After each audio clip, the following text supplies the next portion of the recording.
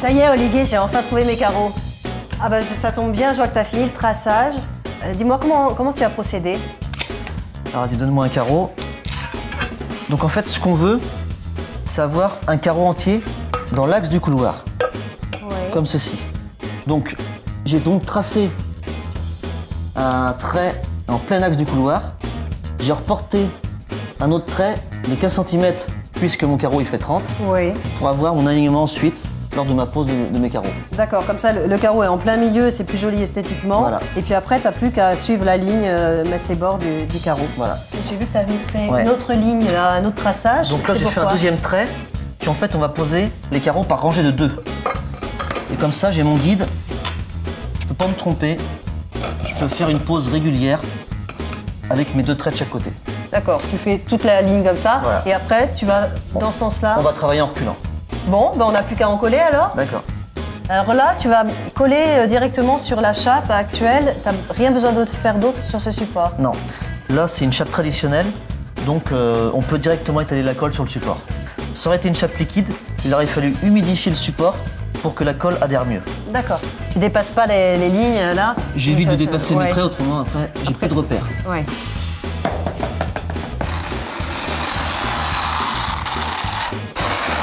Alors ton espèce d'outil denté là, ça sert à quoi? Pourquoi tu fais ça? Pourquoi tu ne fais pas la truelle? Donc avec cette spatule crantée, on peut étaler la colle régulièrement. Ce qui facilite la pose du carreau. D'accord, pour pas qu'il aille un peu dans tous les sens, Voilà. qu'il soit Donc tout là, on a plat. une colle régulière.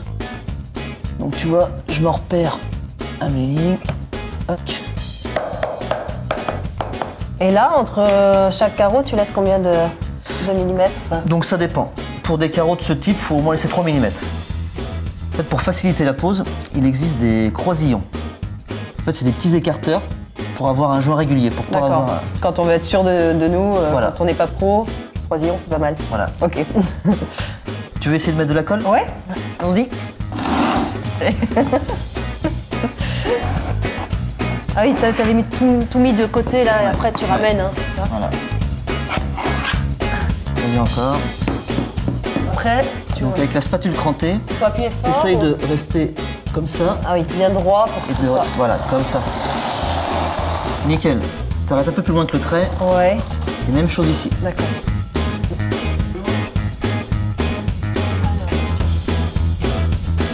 Et tu le tapotes un peu avec le maillet. Il est où le son? Très bien. Hé hé. Bah, c'est mal. Hein.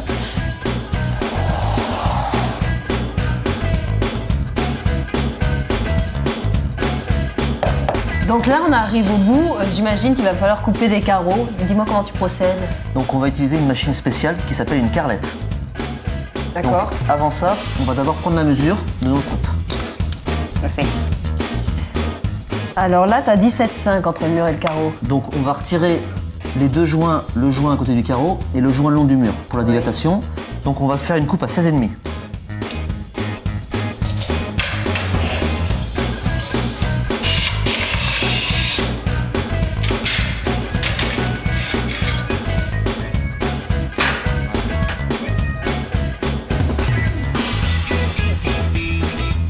Et donc, regarde, il reste quand même pas mal de jours là, c'est normal.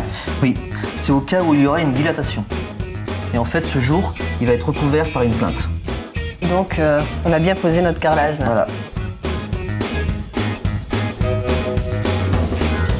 Donc ça y est, Julia, j'ai bien attendu 24 heures avant de réaliser mes joints. Là, j'ai tout fini. Bah écoute, c'est super beau. Ça me plaît beaucoup. On s'installe ? On s'installe.